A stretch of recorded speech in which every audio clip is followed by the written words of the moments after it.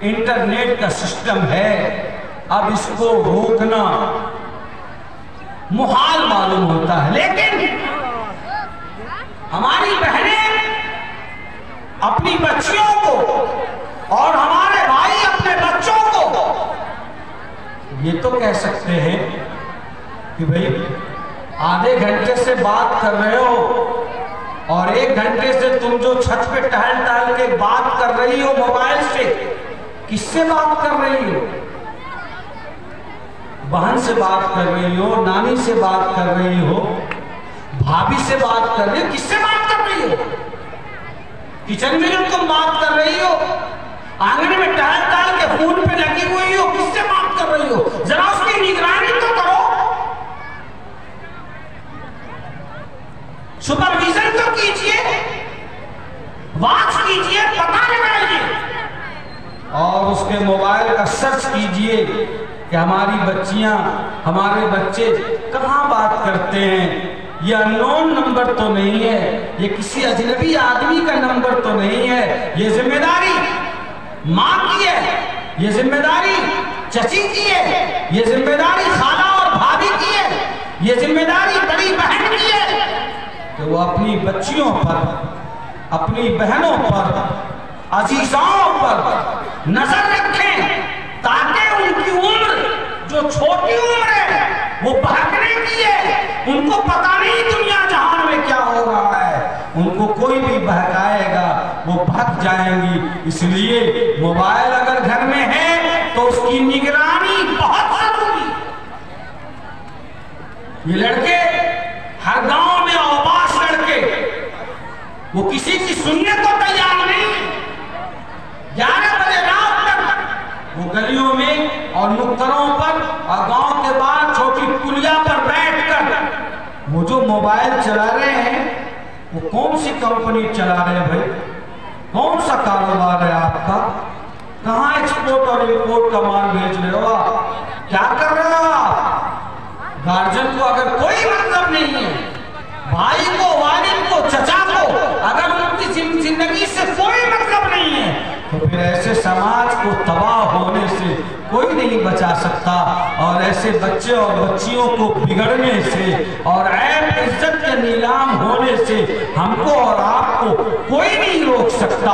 اس لیے میں اپنی بہنوں سے، اپنی بیٹیوں اور بھتیجیوں سے جو یہاں موجود ہیں اور جو موجود نہیں بھی ہیں، میں ہر ایک سے ہاتھ جوڑ کر بڑی درد کے ساتھ، بڑے کرم کے ساتھ میں درخواست کرتا ہوں آپ سب سے کہ خدا کے واسطے حجاب کو، نقاب کو اپنے لیے سیفٹی اور حفاظت کا سامان سمجھیے اور لازمی سمجھیے۔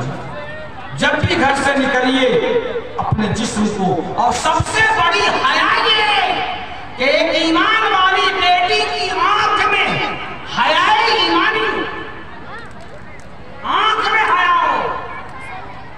یہ بات میں جو کہہ رہا ہوں بہت ہی غور و خوف کے بعد کہہ رہا ہوں۔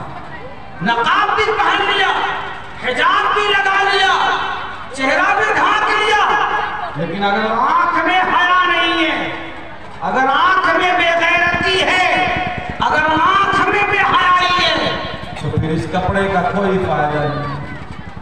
اس لیے ایمانی حیا پیدا کیجئے اور اس نقاب کو، حجاب کو، دوپٹے کو معمولی کپڑے کا ٹکڑا نہ سمجھیے، بلکہ اس کو فاطمہ الزہرا رضی اللہ تعالی عنہا کی وہ چادر سمجھیے کہ جس چادر کو آقا و مولا جناب محمد رسول اللہ صلی اللہ علیہ وسلم نے پوری انسانیت کی ماں اور بیٹیوں کے سروں پہ تان دیا اور فرمایا کہ ہماری بیٹیوں، جب تک تم اس چادر عفت کی حفاظت کرو گی، اللہ تمہاری عزت کی حفاظت کرے گا، اور جس دن تم نے اس چادر کو بوجھ سمجھ لیا اور اس کو اپنے لیے کپڑے کا ایک ٹکڑا سمجھنا شروع کر دیا، اللہ تعالیٰ تمہیں بے آبرو کر دے گا اور تمہیں تمہاری عزت کو نیلام کر دے گا۔ اس لیے لیے ہماری بہنیں یہ پیغام لے جائیں. اور ساتھ ہی ساتھ میں یہ بھی عرض کروں کہ اس وقت بڑے پیمانے پر سازش کے تحت ملک کی وہ طاقتیں جو چاہتی ہیں کہ ہماری عزت کے ساتھ کھیلا جائے، ہمارے ایمان کا سودا کیا جائے، بڑے پیمانے پر پلاننگ کے ساتھ گروپ بائی گروپ وہ ترکیبیں لگا کر سازش کر کے ہمارے گھروں تک بے حیائی کو پہنچانا چاہتے ہیں اور مختلف لالچ دے کر ہمارے گھروں سے ایمان کو سلب کرنا چاہتے ہیں اور ہماری بچیوں کو ارتداد کے دلدل میں دھکیل دینا چاہتے ہیں. اس لیے میں گزارش کروں گا کہ مومن کی شان یہ ہے، مومن کی شان یہ ہے کہ وہ جان دے کر ایمان بچانے کو ترجیح دیتے ہیں. یہ نہیں ہے کہ ایمان لٹا کر جان بچاتے ہیں، نہیں، جان لٹا کر ایمان بچاتے ہیں. میں یہ واضح کر دوں کہ قرآن نے کہا فَلَا تَنكِحُوا الْمُشْرِكَاتِ، کہ ایک مومن کا نکاح صرف اور صرف ایک مومنہ سے ہوگا. ایک مسلمان مرد کا نکاح مسلمان عورت سے ہو سکتا ہے. اگر مذہب الگ الگ ہے تو مومن کا نکاح کسی مشرکہ سے، کسی کافرہ سے حلال نہیں ہوگا، حرام ہوگا. اور اگر دونوں ساتھ رہیں تو زناکاری کا گناہ ملے.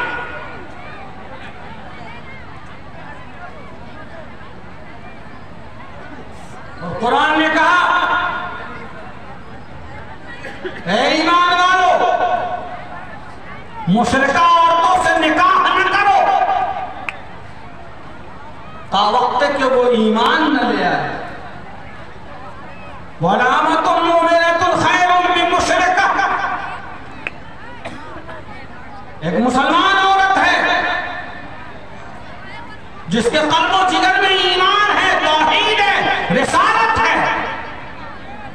وہ شکل و صورت کے اعتبار سے بہت اچھی نہیں ہے، دولت کے اعتبار سے کچھ نہیں ہے، وہ بالکل سماج کی دبی کچری ہے، نوکرانی کے درجے میں ہے، پڑھنے درجے کی عورت ہے، لیکن وہ صاحب ایمان ہے. تو کسی کافرہ اور مشرکہ شہزادی سے، ملکہ سے، رانی سے وہ زیادہ بہتر ہے، اس لیے کہ ایمان کی نعمت نے اس کو کائنات اور کائنات کی تمام چیزوں سے اعلیٰ اور بالا اور افضل کر دیا. وَلَأَمَةٌ مُؤْمِنَةٌ خَيْرٌ مِّن مُشْرِكَةٍ وَلَوْ أَعْجَبَتْكُمْ، اور مومنہ باندھی جو نوکرانی ہو، جو بہت ہی دبی کچلی سمجھی جاتی ہو لیکن وہ مومنہ ہے، فرمایا وہ بہتر ہے مشرکہ سے جو بہت خوبصورت، بہت عزت والی، بہت دولت والی ہو. وہ مومن عورت کے ایمان کا مقابلہ نہیں کر سکتی. وَلَا تُنكِحُوا الْمُشْرِكِينَ، اور اپنی بیٹیوں کو کسی مشرک کے نکاح میں نہ دو، کسی مشرک سے بیاہ نہ کراؤ، اگرچہ وہ نوکری والا، دولت والا، کرسی والا، منصب والا، تخت والا، تاج والا، حکومت والا ہی کیوں نہ ہو، شہنشاہ زمانہ کیوں نہ ہو، لیکن وہ کفر کے دلدل میں ہے تو یہ ایمان والی کا نکاح اس سے حلال نہیں ہو سکتا.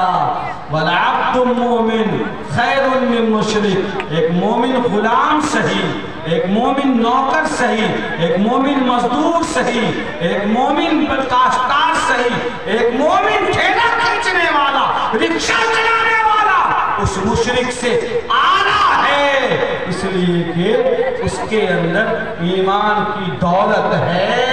اس لیے نوجوانوں سے میں کہوں گا اور اپنی بیٹیوں اور بہنوں سے کہوں گا کہ یہ پٹیدار اور غدار جو ایمان چھیننے کے لیے اور ایمان کو سلب کرنے کے لیے طرح طرح کا چال چلتے ہیں. کوچنگ سینٹروں پر انہوں نے دلوں کو بٹھا رکھا ہے جو مسلم بچیوں کو بہکاتی ہیں، بہکاتے ہیں. کالجوں میں، مارکیٹوں میں، گاؤں سماج میں لون وغیرہ لینے کے نام پر وہ مسلم معاشرے سے قریب ہوتے ہیں اور میٹھے میٹھے بولی سناتے ہیں. بلکہ اس رذیل کام کے لیے تو بدتمیزوں نے اپنے نوجوانوں کو اردو کے الفاظ بھی سکھانے شروع کر دیے ہیں اور اردو کے اشعار بھی سکھانے شروع کر دیے ہیں تاکہ اردو الفاظ کا سہارا لے کر مسلم معاشرے اور مسلمانوں کی کمیونٹی سے وہ قریب ہو سکیں.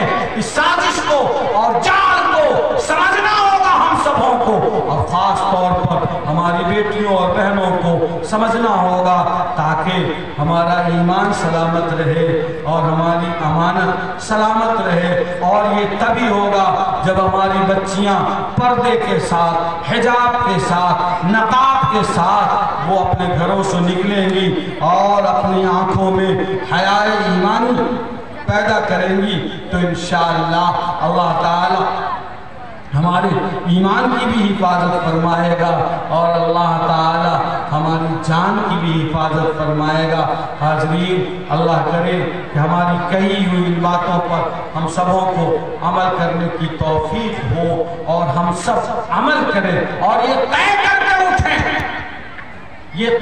کے اٹھیں کہ ہمارے گاؤں کے تالاب پر عورتیں دن دہاڑے جسم کو کھول کر غسل نہیں کریں گی. یہ حرام ہے. کیوں نہیں کرتے؟ کیا ہے؟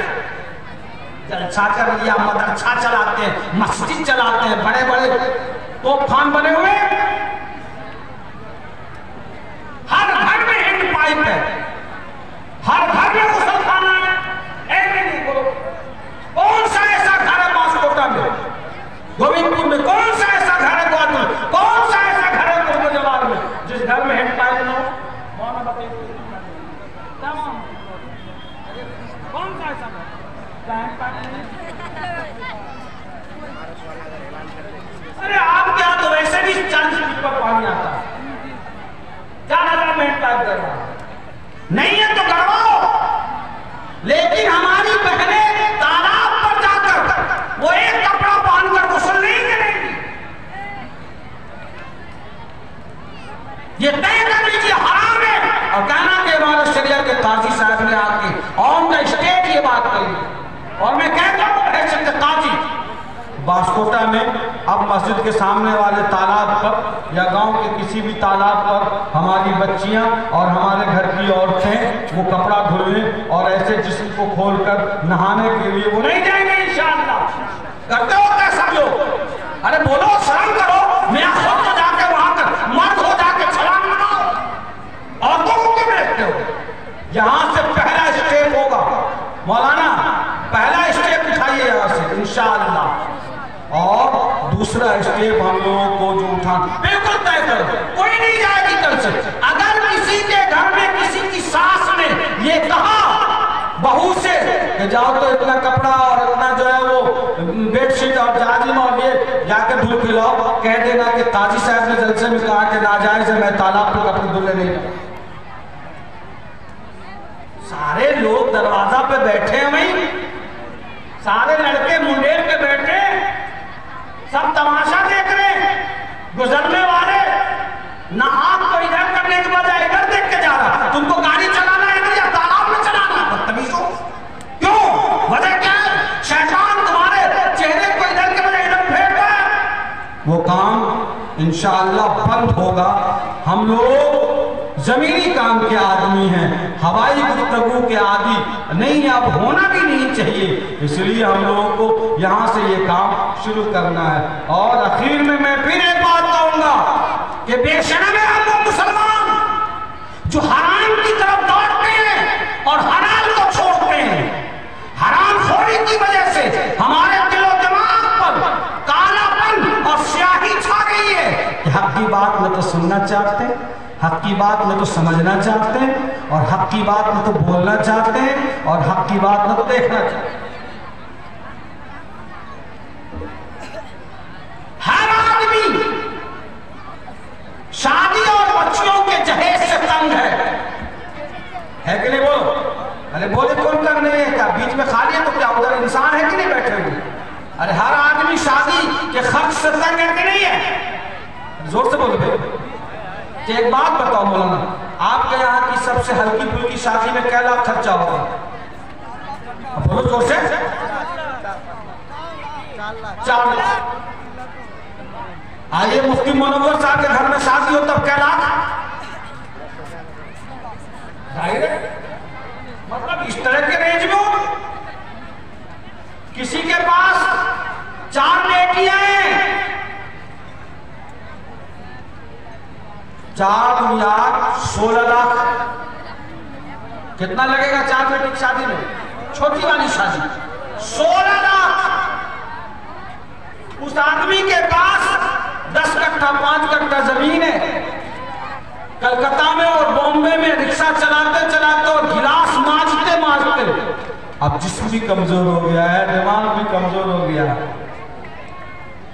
اب یہ سماج طے کرے گا کہ وہ بچیاں مسلمان ہیں تو کیا ان کا بیاہ اور ان کی شادی ہونی چاہیے یا نہیں ہونی چاہیے؟ ارے زور سے بڑی نا، ہونی چاہیے۔ تو 16 لاکھ روپے 4 بیٹی کی شادی کے لیے کہاں سے لائے گا؟ وہ ان کو کھلا رہا ہے، پوس رہا ہے، ٹین کا مکان بھی بنایا، کیسے کیسے کر کے بچوں کو پال رہا ہے۔ آخر وہ اتنے پیسے کہاں سے لائے گا؟ اس کو تو خودکشی کر لینا چاہیے۔ بولو سوسائڈ کر لینا چاہیے۔ تو کہتے ہو کہ حرام ہے، سوسائڈ کر لینا چاہیے تو حرام ہے۔ بچیاں اگر گھر سے نکل گئی تو وہ بے عزت آدمی ہے، بے آبرو ہے، اور ہم بڑے آبرو والے ہیں جو بیٹا کی شادی کے لیے بیٹی والے کو دہنے کے لیے بیٹھے ہوئے ہیں۔ جیسے گائے دہنے سے پہلے پنہاتے ہیں نا، اس کو گائے کا بچہ کھول دیتے ہیں تو گائے کا دودھ اترتا۔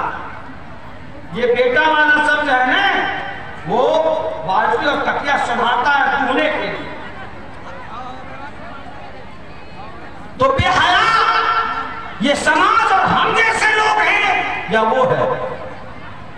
بے حیا ہم ہیں۔